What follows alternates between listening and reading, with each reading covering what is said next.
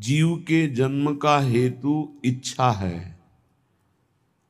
इच्छा मिट जाए तो अभी जीवन मुक्त हो जाए।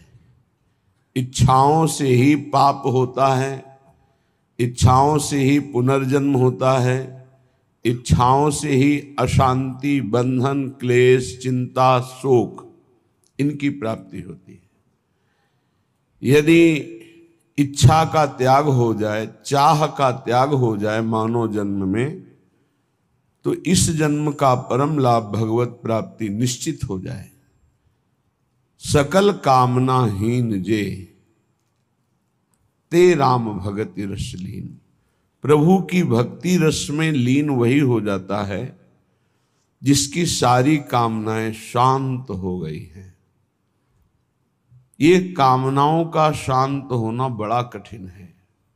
ऐसा लगता है कि इस कामना की पूर्ति से कामना की शांति होती है, पर भ्रम है। कामना की पूर्ति से और कामनाओं की उत्पत्ति होती है। इसीलिए भगवान अपने जनों की लौकिक कामनाओं को पूर्ण ना करके ऐसे विघ्न डाल देते हैं जिससे वो निराश होकर एकमात्र श्री भगवान के चरणों की आशा रखकर वो परम सुख को प्राप्त करता है। नहीं तो हमारी कामना, हमारी आशा, हमारी चाह जगत के भोगों को, जगत में जीने की। कल कई संतों से बैठ करके वार्ता हुई कि बताइए, मरने की बात सुनकर डर लगता है? बोले बहुत डर लगता है। क्यों क्यों डर लगता है? क्या अपने प्रभु के पास जाने में आपको भय लग रहा है? तो आप कहेंगे नहीं, तो इसका कारण संसार आपको बहुत प्रिय लग रहा है, शरीर बहुत प्रिय लग रहा है, भोग बहुत प्रिय लग रहे हैं, इसलिए शरीर छोड़ने की बात सोचने मात्र से भय लगता है। सोचो, बैठ के आधा मिनट सोचो कि अगर अभी मृत्यु आ जाए तो 30 सेकंड बाद मानो हम मर जाएंगे, कैसा लगेगा? अभी घबराहट पैदा हो जाएगी। यही मिटाना साधना है। मरने की तैयारी ना करने के कारण मृत्यु से भय लगता है। नहीं, मृत्यु श्री कृष्ण का आलिंगन है। भगवान कह रहे सब कुछ हरण करने वालों में मैं महान मृत्यु हूं। तो मेरे प्रभु ही तो मृत्यु रूप में आते हैं, फिर डरना क्या? डर इसलिए लग रहा है शरीर प्रिय है, भोग प्रिय है, संसार अच्छा लगता है। नाली का कीड़ा भी यहां बहुत अच्छे से जीना चाहता है, ऐसे उसको बहुत अच्छा लगता है, कभी प्रलय ना हो, कभी नाश ना हो, और ये मुझे नाली में रहने को मिले। शूकर अपनी इच्छा चाहता है। सब अपनी अपनी इच्छाओं में ही जीना चाहते हैं, इसीलिए मरने से भय लगता है। यदि इच्छा का नाश हो जाए तो मृत्यु नामक कोई वस्तु है ही नहीं, कोई भय नहीं है। थोड़ी देर सोचो, दूसरे के उपदेश की जरूरत नहीं, आप खुद सोचिए। मृत्यु तो होनी ही है, निश्चित होनी है। इसका नाम मृत्यु लोक है। जो यहां जन्मेगा वो मरेगा, निश्चित पक्का है ये। अब जब मरना ही है तो हम मरने की तैयारी ऐसी क्यों न कर ले कि मुझे मृत्यु से भय न लगे, पर हम जीने की तैयारी में खूब लगे हैं। देख लो, बढ़िया मकान, बढ़िया खान पान, वस्त्र, परिवार, रिश्ता, नाता, ये सब जीने की तैयारी पूरे जीवन भर करते रहे, पर मरने की तैयारी नहीं की, इसलिए मृत्यु से भय लगता है।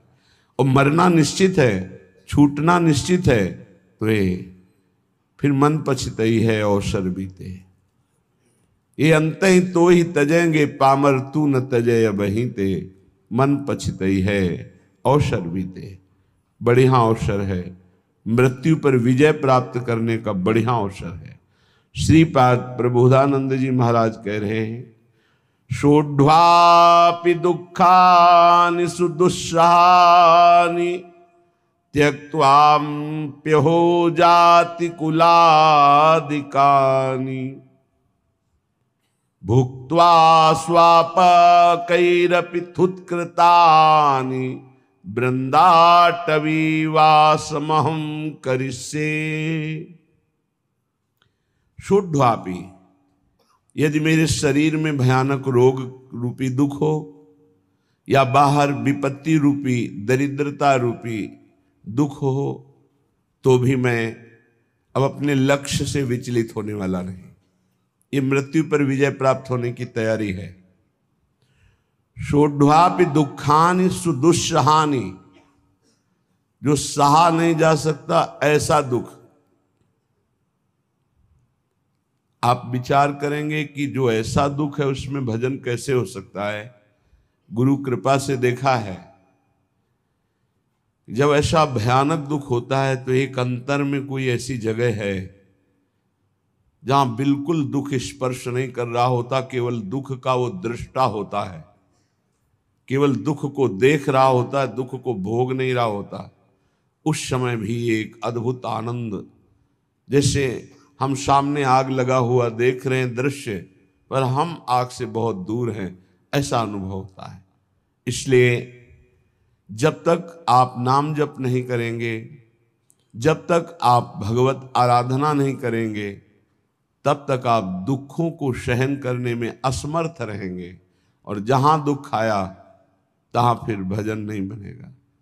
कल एक उपासक एकांतिक में प्रश्न कर रहे थे कि बहुत कृपा है हमारे ऊपर प्रभु की, खूब नाम जप करते रहे, पर अब हमारा शरीर अस्वस्थ हो रहा है, अब भजन में रुचि नहीं रह गई। ऐसा कैसे हो सकता है कि आपका खूब नाम जप चल रहा हो, खूब अच्छा लग रहा हो, फिर भजन छूट जाए रोग में, और साधारण रोग, शुगर हो जाना, ब्लड प्रेशर हाई लो हो जाना, ये तो सबके लगभग लगभग है। कोई बिरला ही बचता है जिसके शरीर में रोग ना हो, ये कलिकाल है। अगर रोग ये साधारण आने पर आपका भजन छूट जाता है, तो असाध्य रोगों में क्या करेंगे आप? तो फिर प्रभु को भूल ही जाएंगे। तो आपकी तैयारी क्या रही? तैयारी तो इसी बात की है कि भारी विपत्ति बाहर और अंदर शरीर रोग ग्रसित पर हम आपका भजन नहीं छोड़ेंगे। शुद्ध्वापि दुखानि सुदुस्सहानि, ऐसा दुख जो सहा नहीं जा रहा, उस समय भी हम राधा राधा राधा राधा ऐसा रटेंगे। त्यक्त्वाप्य हो जाति कुलादिकानि, हमारे कुल के, हमारे जाति के, हमारे परिवार के त्यक्त्वा, हमें त्याग दे, तो भी मैं ऐसी परिस्थिति में भी प्रभु का स्मरण नहीं छोड़ूंगा। भुक्त्वा स्वापाकैरपि थुत्कृतानि, बहुत ऊंची बात कह रहे हैं कि यदि मुझे श्रीधाम वृंदावन का वास मिले, आश्रय मिले, और मुझे नीच जनों का जूठन पाना पड़े, तो मैं वो पा करके रहूंगा, पर अब मृत्यु की तैयारी में कसर नहीं रखूंगा, अब मृत्यु पर विजय प्राप्त करूंगा। धाम का आश्रय लेकर सत्संग करते हुए नाम वाणी में ऐसा चित्त डुबोऊंगा कि शरीर अस्वस्थ हो तो भी भजन न रुके, भारी विपत्ति हो तो भी भजन न रुके, परिवार के लोग हमें त्याग दें तो भी भगवद आश्रय न छूटे, और हमको जूठन मांग के खानी पड़े तो भी भगवद आश्रय नहीं छोड़ेंगे। ऐसे पुरुष को परम पद की प्राप्ति होती है। इतना धैर्यवान होना चाहिए। ये छुटपुट विपत्तियां, रोग, ये हमारे पाप कर्म के प्रभाव से ही आते हैं।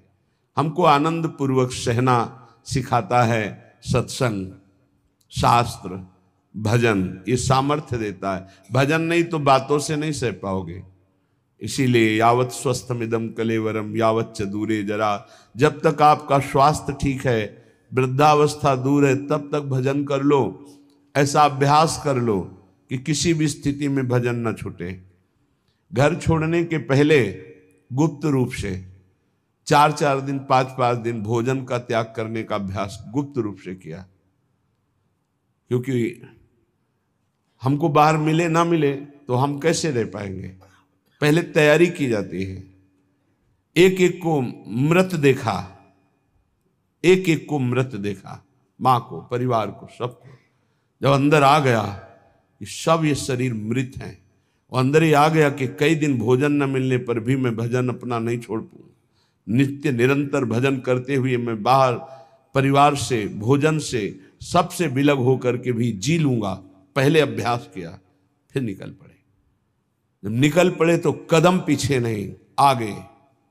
चाहे जितनी गाली, अपमान, दुख, सर्दी, गर्मी, बरसात, हर कष्ट सहते हुए पशुवत शरीर का व्यवहार, जैसे पशु ऐसे व्यवहार, जैसे पशु की न रजाई है न कंबल है, जो मिला सो खा लिया, जहां मिला वैसे पड़ा, ऐसे शरीर।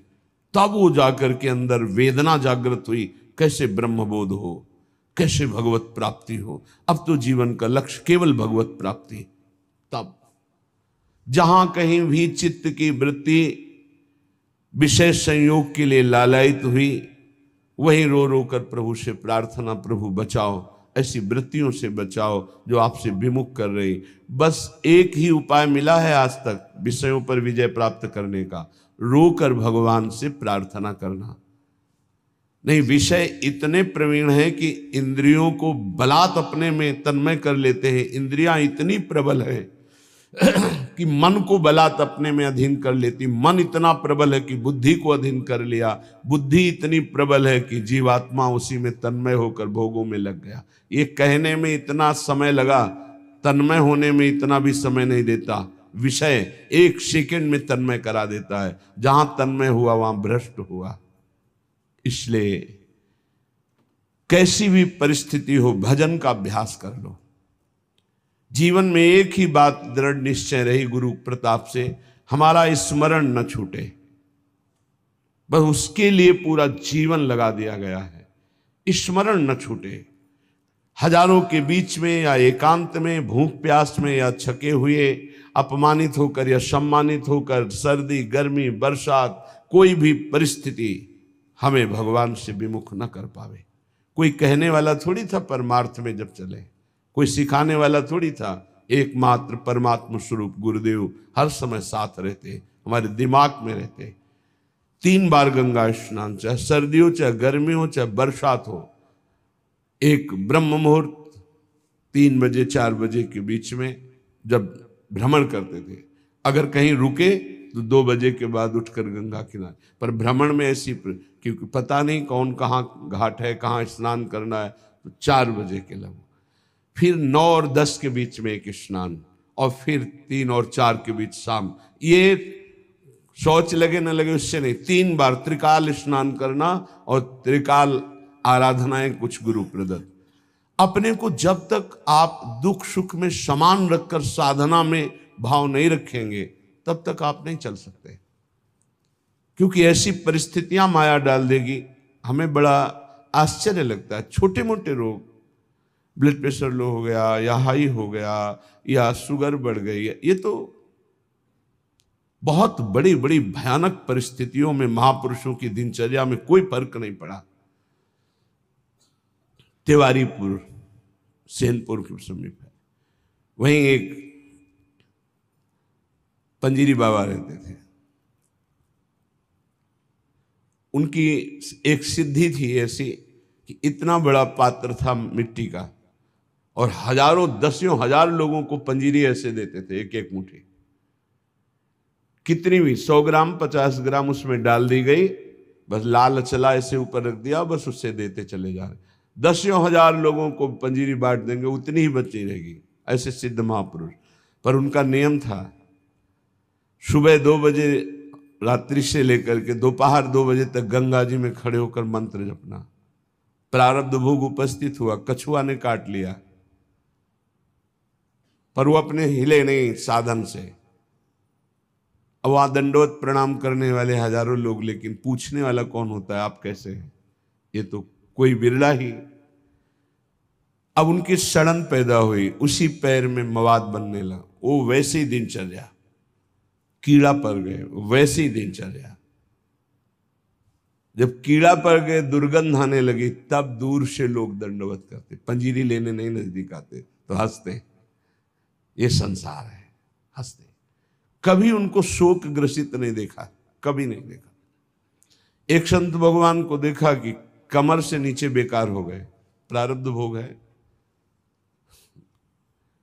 ऐसे हाथ के ऐसे बल से गंगा जी जाना, स्नान करना, अपनी दिनचर्या में जब उनसे बात करते अमृतमय आनंद में डूबे रहते हैं। ये है साधना का फल। शरीर की कैसी भी परिस्थिति हो, हमारे भगवदानंद में फर्क ना पड़े, तब तो साधन। तो कह रहे हैं शुद्धापि दुखानि सुदुस्सहानि, तैयार हो जाओ। देखो ये तैयारी है मृत्यु पर विजय प्राप्त करने की। चाहे जैसी दुख की परिस्थिति हो, चाहे जैसी परिस्थिति, भजन न छूटे। आप भजन को पकड़ने की कोशिश करें, भजन आपको पकड़ लेगा। जिस दिन भजन पकड़ लेगा उस दिन छूटेगा ही नहीं, रात दिन गूंजता रहता है। कैसी उसको आनंद की अनुभूति होती होगी जिसका निरंतर मंत्र चलता है, नाम चलता है। तो ना हम गमिष्यामि सताम समीपतो, वृंदावन छोड़कर, वृंदावन के रसिकों को छोड़कर मैं किसी भी महापुरुष का संग नहीं करूंगा। ना हम गमिष्यामि सताम समीपतो, जो प्रिया प्रीतम के प्रेम रस से अनविज्ञ हैं, उस रस के ज्ञाता नहीं है, मैं उनका सत्संग नहीं करूंगा और ना ही करना चाहिए। क्यों?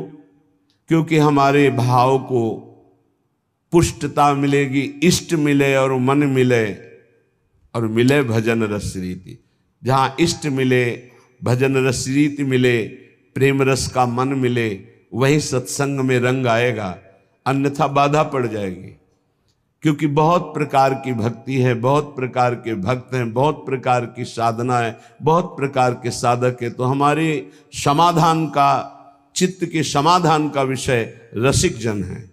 रेमन रसिकन संग बिन रंच न उपजय प्रेम। इसलिए महाप्रभु हरिवंश चंद्र जी भी कहते हैं, वृंदान सर्व महता मपहाय दूराद। बाहर के बड़े बड़े महापुरुषों को प्रणाम करके अगर प्रेम प्राप्त करना चाहते हो श्यामा श्याम का, तो वृंदावन के रसिकों का संग करो।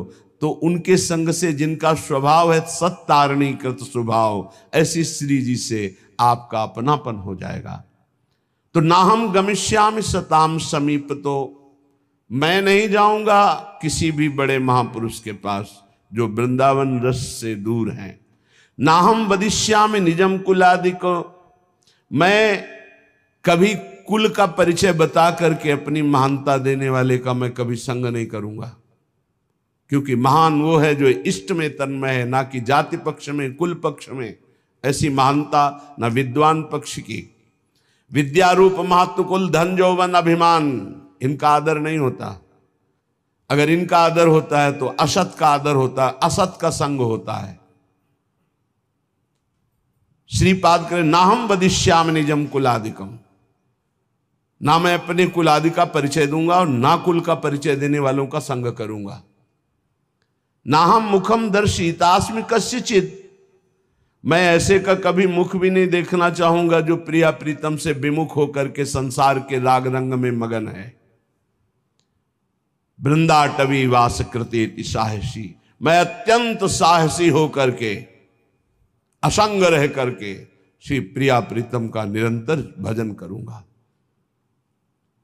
आह कीदृक् पुण्य राशे, आहा कैसे पुण्य प्रकट हो गए कि हमारी श्री जी की करुणा उदय हुई और मुझे वृंदावन धाम का वास मिला, आने को मिला, दर्शन करने। आहा कीदृक् पुण्य राशे सुपरिणतरियम केयमाश्चर्य रूपा, कारुण्य उदार लीला स्फुरति भगवतः कोनु लाभोद्भुतोयम। आहा मेरे सारे पुण्य फलीभूत हो गए, मुझे वृंदावन आने को मिला, वृंदावन में दर्शन मिले बिहारी जी के, राधा वल्लभ जी के, राधा रमण जी के, रसिकों का संग मिला, मेरे पुण्य फलीभूत हो गए। आहा आहा क्या आश्चर्य में करुणा उदारता प्रकट हुई कि मुझे परम रूप राशि श्री प्रियाजू के चरणों की शरणागति मिल गई, जो परम करुणा उदार का साक्षात वपु हैं। श्री जी के रूप का एक ऐसा प्रभाव कि रोए बिना नहीं रह सकते आप। करुणा दयालुता टपक रही है श्री जी के रूप से। वो मतलब सामर्थ्य के बाहर की बात है, कोई वर्णन कर सके। ऐसे नेत्र है, ऐसी करुणा है, ऐसा अपनापन है कि बस चिल्ला चिल्ला के रोने का मन होता है। तो कहते आहा, हमारे ऊपर कितनी करुणा हुई, केम आश्चर्य रूपा, कैसा ये आश्चर्य में रूप है मेरी प्यारी जू का।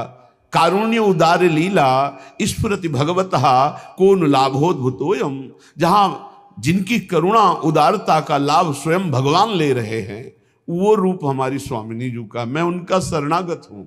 यद्वा नाश्चर्य में तन निज सहज गुणम मोहित श्री विधिशा, मेरी स्वामिनी जू का ऐसा सौंदर्य है, ऐसा प्रेम है कि लक्ष्मी ब्रह्मा शिवादि देवगण भी मोहित हो रहे हैं।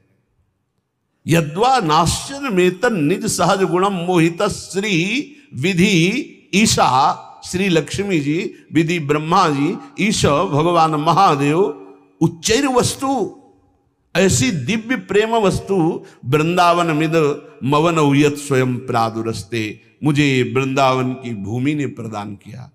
श्री स्वामिनी जू का रूप, स्वामिनी जू की शरणागति, स्वामिनी जू का राधा नाम, जिसे लक्ष्मी जी, ब्रह्मा जी, भगवान शिव आदि देवगण भी मोहित हो रहे हैं। ऐसा प्रेम, जिस उदारता का लाभ स्वयं भगवान श्री कृष्णचंद्र जी ले रहे हैं, ऐसी स्वामिनी मुझे मिली। ये सिर्फ वृंदावन भूमि की कृपा। इसलिए मेरी जिह्वा रटन वृंदारण्येत्यविरत मटस्तत्र परितो, नटन गायन प्रेम्णा पुलकित वपुस्तत्र विलुठन, त्रुटत सर्वग्रंथि स्फुटदति रसोपास्ति पटिमा, कदाहम धन्यानाम मुकुटमणिरेशोस्मि भविता, मैं बन गया सबका मुकुटमणि। ये देखो, हम श्यामाजू के बल अभिमानी। कदाहम अहम धन्यानाम, मैं धन्यों में धन्य हो गया। मुकुटमणि रेशोस्मि, अस्मि मैं, भविता मैं मुकुटमणि बन गया। किस बात से? क्योंकि मुझे ऐसी प्यारी जू की शरणागति मिली, मुझे प्यारी जू का नाम रटने को मिला। तो रटन वृंदारण्य, मैं वृंदावन में रहकर राधा राधा राधा ऐसा रटूंगा। विरत मटस तत्र परितो, वृंदावन की गलियों में घूमता हुआ, नटन गायन प्रेमणा, नाचते हुए और पद गायन करते हुए। हाँ, पद गायन करते हुए। बन की कुंजन कुंजन डोलन, निकसत निपट साकरी बीथिन, परसत नाही निचोलन। बन की कुंजन कुंजन डोल, साथ में प्रियालाल बन विहार कर रहे, भावना करते हुए उपासक पद गायन। देखी सखी राधा पिय केली, देखो सखी प्रिया प्रीतम कैसे प्रेम रस क्रीड़ा करते हुए वन विहार गहवर वन में कर रहे। हाँ, सुंदर पुलिन सुभग सुखदायक, नव नव घन अनुराग परस्पर, खेलत कुंवर नागरी नायक। सखी देखो कैसे यमुना का पावन पुलिन है, नवीन नवीन अनुराग में डूबे हुए नव किशोरी नव किशोर कैसे पावन यमुना पुलिन के तट पर क्रीड़ा कर रहे, खेल रहे हैं। आज निकुंज मंजू में खेलत नवल किशोर नवीन किशोरी। देखो सखी आज सुंदर नवम नवम जहां शोभा प्रकाशित हो रहे, ऐसे नवीन निकुंज में हमारी नवल किशोरी जो खेल रहे। देखो सखी आज दोनों प्रिया प्रीतम अपने कर कमल में सुंदर सुंदर नील कमल और स्वर्ण कमल लेकर सैया की रचना कर रहे हैं। नवल नागर किशोर मिली, कुंज को मल कमल दलन सिज्या रची। ऐसे विविध पदों को गाते हुए भाव में डूबा हुआ, नटन गायन प्रेमणा पुलकित वपुस्तत्र बिलुठन, नाचता हुआ गाता हुआ और रज में लौटता हुआ। ये मेरी प्यारी जू प्यारे जू की चरण रज है, ये रसिकों की चरण रज है। बार बार अपने शरीर को अभिषिक्त करता हुआ, त्रुटत सर्व ग्रंथि, जड़ चेतन की ग्रंथ टूट गई, चिदानंद स्वरूप प्रकाशित हुआ। तो क्या कदाहम धन्यानाम, मैं धन्य हो गया, मुकुटमणि रेशोस्मि भविता, मैं मुकुटमणि बन गया, भक्तों का मुकुटमणि। ये सर्वोपरि महामाधुर्य रस में स्थित गर्व से कहते हैं धन्यानाम मुकुटमणि रेशोस्मि अस्मि भविता, क्योंकि वृंदावन की भूमि ने मुझे महान बना दिया। निरंतर राधा नाम गायन करते हुए, राधा यश गायन करते हुए, रज का सेवन करते हुए अपना जीवन वृंदावन को दे दिया। तो धन्यानाम, धन्य धन्य धन्य तेरी जी इनके उपास है। ये परिचय संतों की, रसिकों की वाणी से प्राप्त होता है। धन्य है उनका जीवन जिनको संत समागम मिला। संत वचन के अनुशीलन से होती निर्मल मति है, श्री हरि के चरणों में जिससे बढ़ती अविचल रति है। रीझ उसी से भक्त जनों के बश होते बनवारी, दर्शन दे राधा प्यारी संहरते बाधा भारी। जब प्रेमी रसिकों के वचनों का श्रवण करने का सौभाग्य मिलता है तो प्रिया प्रीतम के मिलने की चाह प्रकट हो जाती है।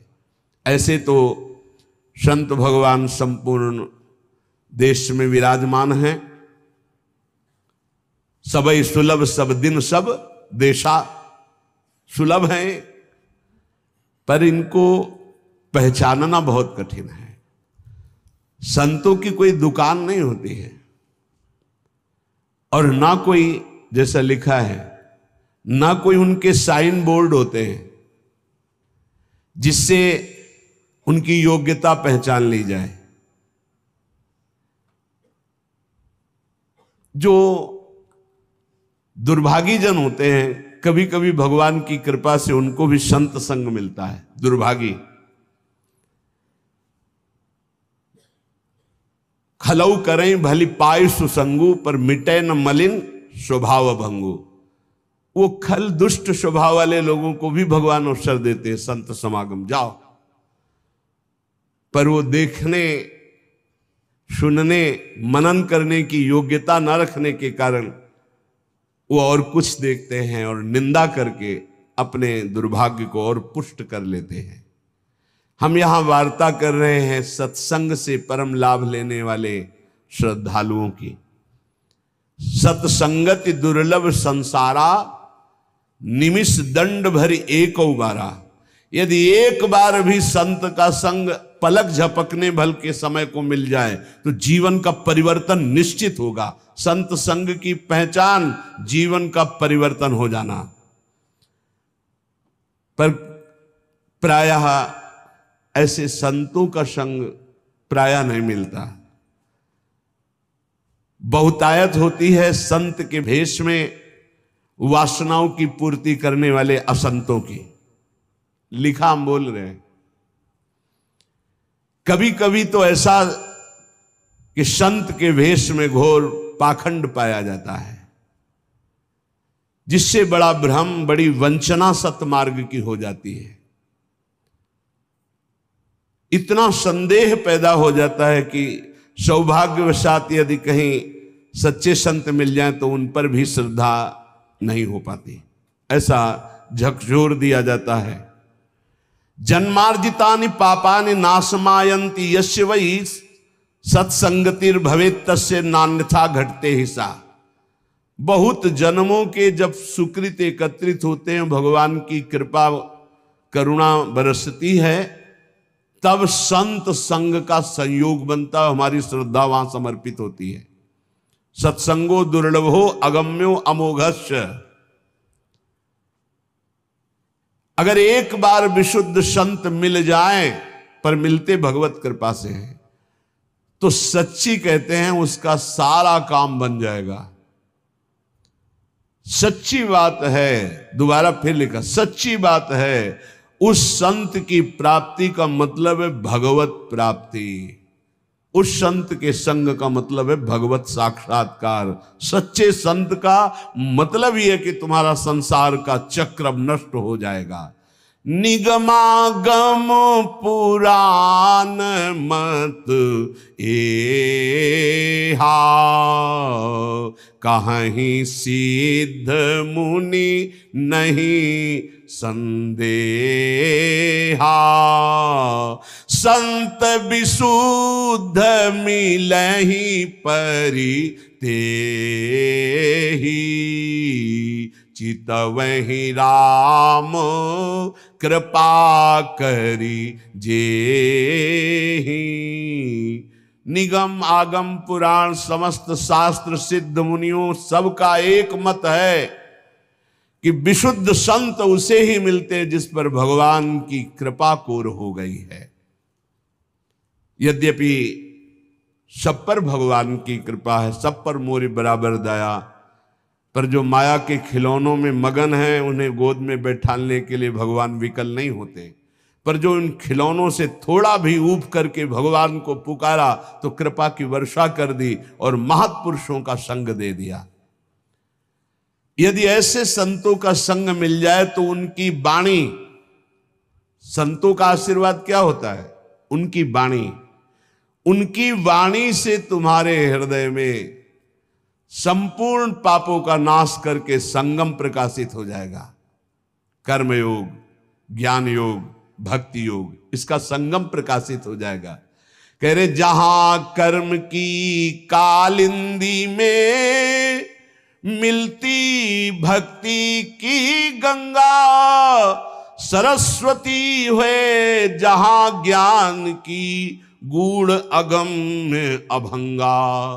त्रिविध साधनों की बहती है सुंदर जहां त्रिवेणी, धन्य संतवाणी प्रयाग सी निश्रेयस निश्रेणी।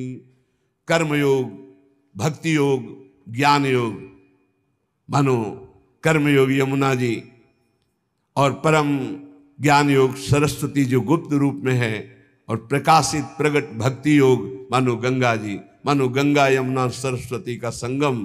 कर्मयोग, भक्ति योग और ज्ञान योग तीनों संत वाणी के द्वारा हृदय में प्रकाशित हो जाते हैं।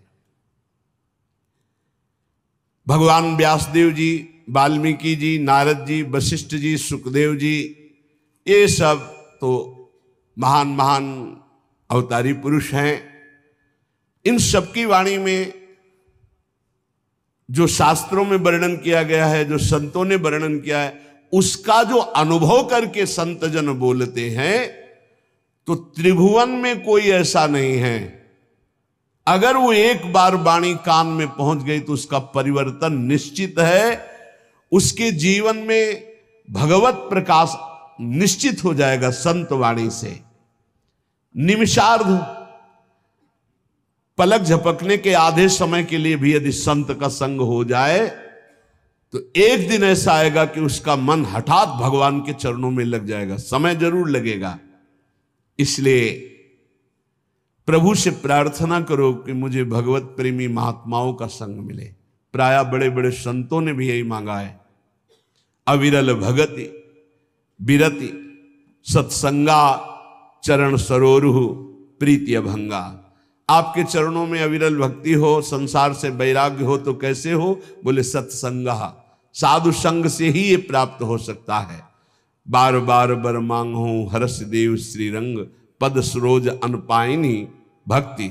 अनपायनी भक्ति तो कहां से मिलेगी? बोले सदा सत्संग, वो संतों के संग से ही प्राप्त होती है। अनुभूति युक्त वचन संतों से ही प्रकट होते हैं। पढ़ लिख कर प्रवचन और अनुभूति युक्त वचन में अंतर होता है। पढ़ लिख कर जो वचन होते हैं वो खोखले होते हैं, उनमें दम नहीं होती कि सामने परिवर्तन कर सके, क्योंकि स्वयं का परिवर्तन नहीं हो पाया। संतों के वचन में यह अंतर होता है कि प्रभु की कृपा का कारण विशेष उन्होंने अनुभव किया है। अनुभव करके जो ही बोलते हैं तो वो शब्द कान में जाकर हृदय के अंधकार का नाश कर देते हैं। कोई ऐसी वस्तु नहीं जो संत कृपा से प्राप्त ना हो जाए, चाहे लौकिक हो चाहे पारलौकिक। या वै साधन संपत्ति पुरुषार्थ चतुष्टये ताम बिना सर्वमाप्नोति यदि नारायणाश्रय। भगवान श्री हरि के जो आश्रित जन है उनका यदि संग हो जाए तो यद्यपि कहा गया है कि चतुष्टय साधन होने के बिना ज्ञान नहीं हो सकता, पर ऐसे संत जो भगवत आश्रित है उनके संग के प्रभाव से बिना अन्य साधनों के शुद्ध ज्ञान हो जाएगा और चारों पुरुषार्थ धर्म अर्थ काम मोक्ष चारों पुरुषार्थ प्राप्त हो जाएंगे। अकाम हो या सकाम, निष्काम हो या कामना युक्त, एकमात्र भगवान श्री हरि के चरणों की आराधना कृतकृत्य कर देती है और ये बिना संतों के संग के नहीं मिलती। अकामः सर्व कामो वा मोक्ष काम उदार धीहि तीव्रेण भक्ति योगेन यजेत पुरुषम परम। जो कुछ चाहते हो, जो कुछ पाना चाहते हो लोक परलोक में, सब कुछ तुम्हें मिल जाएगा। नहीं चाहोगे तो मोक्ष भी मिल जाएगा, प्रेम मिल जाएगा, पर तुम उदार बुद्धि होकर भगवान श्री हरि की तीव्र भक्ति करो, परम पुरुष श्री हरि की आराधना करो, और ये होगी संत संग से। जब तक संत संग नहीं तो भगवान की प्रेम लक्षणा भक्ति या तीव्र भक्ति या विशुद्ध भक्ति हृदय में जागृत नहीं हो सकती।